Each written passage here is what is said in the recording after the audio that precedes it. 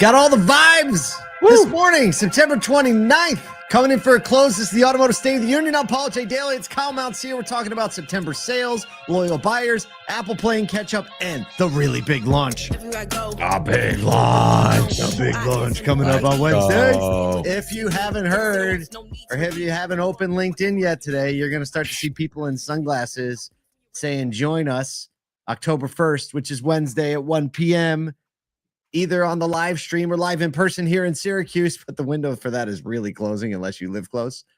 But we are going to be announcing all the things we've been up to in the off season, some big moves we've made, and what it means for the More Than Cars movement moving forward. We hope you'll join us by going to morethancars.com, and you can just register for the live stream, or you could let us know you're going to be here in person, and we'll make sure we have enough food for you here at the headquarters in Syracuse, New York. Over the weekend, this one really ramped up, didn't it? This one ramped up. Actually, I want to, if you don't mind, I want to read a post from about an hour ago from Erica Bruno Martin. And I think that I didn't see this one yet. This is brand new for me. Then. That what this one says at the end when I drop this, I think is what we are most excited about. So I'm going to read the whole thing. Just bear with me. All right. So Erica says, the morning of my grandmother's funeral, I came out to the kitchen in my PJs. My mom and dad were sitting at the table. All of a sudden, my mom goes, I love your shirt. Where's that from?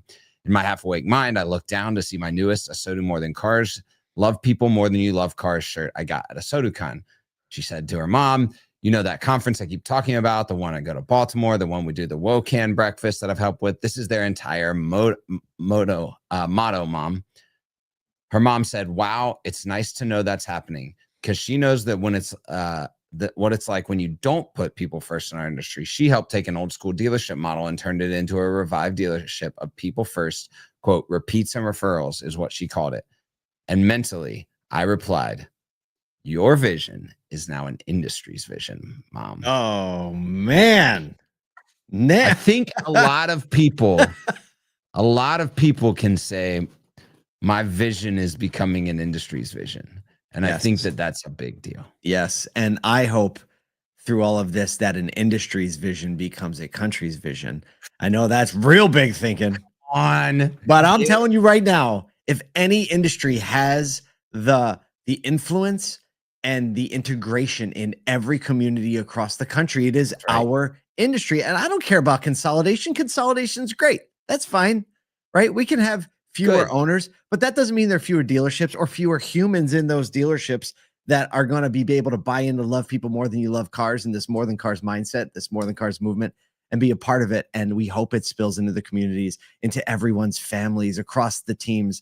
Because yes, that is the key to growing amazing businesses and organizations. But guess what? It outlives those things so far. So we hope you join us Wednesday so that if you're part of the movement, you can see where we're going and kind of sign up, re-enlist. And if you've never been a part of it, we hope that you check out what's a part of it. I guarantee you it will be a contributor to your day and your life and your career and your family.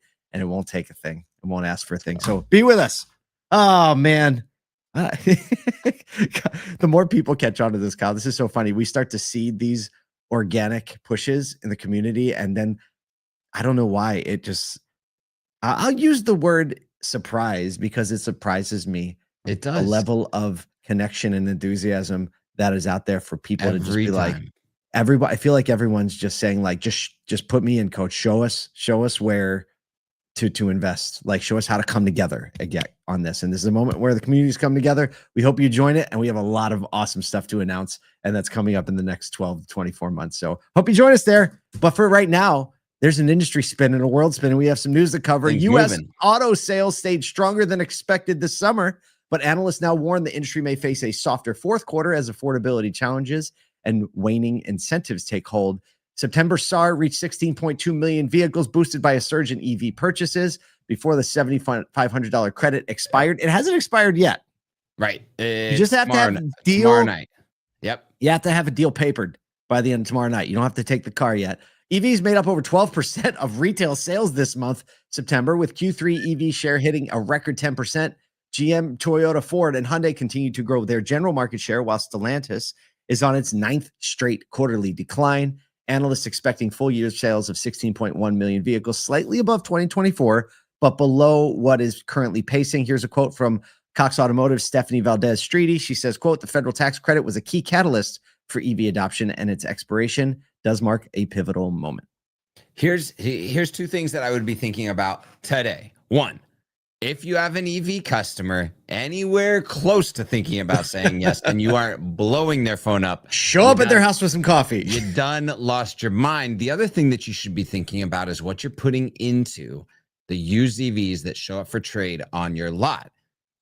If they are currently qualifying for that tax credit, put all the money in them, because you're not going to have them frontline ready until the first, second, third, something like that. And we're going to start to see prices normalize and margins grow again on those vehicles. You may not want to go all that 4,000, but I bet you can put a little bit more money in that. Make a deal here at the end of the month with an EV trade on the other side of the purchase. End of the month, Tuesday, end of the month. It's a little ho hum. Tuesday end of the months are weird. It's fine. But I mean, it gives you time to have a very great first weekend of the month. Yeah, exactly. Right? Heading into October, Good right? Old ramp up. Get that pumpkin spice out. Fully approved by October 1st. Pumpkin spice everything. There's nothing ever fully approved about pumpkin spice. Don't get that wrong. If you want to get Kyle something really nice, get him pumpkin spice flavored coffee beans. No. That's probably the word. I'll defriend you on all the social medias. If you want to, if you want to make him really mad, put some of those beans in his grinder at home and just grind them for 3 seconds. So I shouldn't have a pumpkin spice latte from Starbucks waiting for you when you arrive on Wednesday? I'll send you an invoice for my new grinder. Yeah. Nathan, you could try that. We'll film it. Yeah, cool, you can film that. Yeah. Film that. It'll go viral. I will make sure it's iced so I don't get a hot coffee thrown in my Kyle's about to make you famous. I'll make you famous. That's right. Speaking of making people famous, come on. We finally got there. Despite tariffs rattling the market, brand loyalty is holding strong for trusted automakers like Toyota, Honda, and Ford. J.D. Power's 2025 U.S. automotive brand loyalty study shows loyalty dipped slightly below 50% overall, but top brands are still keeping customers in the family. Average brand loyalty across all nameplates is 49%, down from 51% last year. Toyota leading, no surprise, mass market cars at 62%, but Honda is also close behind, topping mass market SUVs at 62%, just ahead of Subaru. Ford trucks earn the highest loyalty in the entire study, 66.6%. Our good friend Tyson Joymany of JD Power says brand loyalty matters to vehicle buyers because it's often associated with higher residual values, making vehicles from trusted brands a more financially sound choice over time. Oh, that's a good perspective. For me, as any dealer looking down the barrel of a 50% retention rate on a consumer, and that's across the brand, not just to my dealership, that's a scary proposition for long-term validity in the market. And pushing past that boundary gives you an unfair advantage on your market. So anytime you can be ahead of your OEM or the local market's retention rates, that's going to show you a higher net profitability per car sold, because your cost of customer acquisition is going to go down. For me, this is like at an all-time high requirement. I was commenting to this on a post by Ed Roberts and Car Dealership Guy last week, that the focus on retention, the focus on the service drive is going to be so important as we go into these next 3 to 5 years, as manufacturers try and find ways to solve their own retention problems. And if they look to dealers that are doing it for them, those dealers are going to have some staying power. That's it. I love the loyalty. It just takes, I love things that take a while to develop. And when you see the people at the top of this list, it's no one can like catch them immediately, right? No. Like if anyone comes back, because they've been playing the long game, swinging the axe for a long time, and it shows in these things. So I like the loyalty reports, and I love the perspective of a better sound investment. I mean, you know this, if you've ever bought a Toyota 4Runner, if you have ever leased a Toyota 4Runner and you're like, wait a minute, I made money. It made money. How'd that happen? Yeah. Right. Speaking of how that happened. Oh, don't get me started. Oh, kick them while they're down. Apple's testing a new internal chatbot, Veritas, to speed up Siri's long-delayed AI overhaul. While employees are using it to prototype smarter features, Apple looks increasingly likely to lean on Google's Gemini for consumer-facing AI. Veritas is being used to test Siri upgrades like searching personal data and editing photos. The tool functions like ChatGPT or Gemini with conversational history and deeper follow-ups. It's being used primarily by internal users, employees, things like that. Apple has delayed, obviously, its Siri revamp multiple times, with Apple Intelligence drawing a bunch of lukewarm. I mean, lukewarm's like maybe gratuitous. That's gratuitous on this.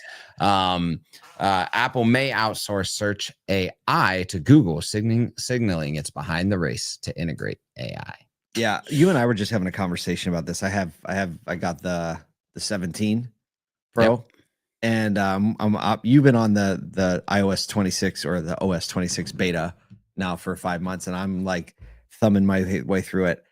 And we're talking about the pros and cons of that. The reality is Apple's so far behind on any type of AI integration. Siri feels like it's in a wheelchair when you ask it for something. Yeah. Like I never use it because, and then the funniest part is when it's like, I can't help you with that. Would you like me to ask ChatGPT? I'm like, I'm just going to start to ask ChatGPT, but I can't do anything on my phone. I can't make it do things, which is like, if Apple wasn't so integrated, I know all the Android fans out there and all the Google people are like, we even had this out. We've been able to do this. And what's so crazy to me is they have some of the best structured data, some of the best APIs that all of the apps are utilizing. So your ability to understand and learn from what that user is doing is way better than any other data ecosystem, and you still can't figure it out. Like, come on, man. I know. They're trying. I'm sure they're trying. I will say this though. This is the first Apple case I've bought in probably like 4 phones. Yeah. This new thing it's like I got a textile on, like and it seems super durable. It's really nice. Wait, you bought the actual Apple one? The Apple one, first time. Yeah. And it was really nice. It is really nice. I think it's going to wear really well. I don't know. There you go. Come on, Apple. We're trying. The camera's great though. The camera is great. The new 8x zoom and like it's like the AI enhancement is really nice too. To which all the Android users are like, I've been using that forever. Yeah. Glenn Lundy's jumping out of his seat right now. Right? No, Michael Cirillo, you do not need to get a new phone today.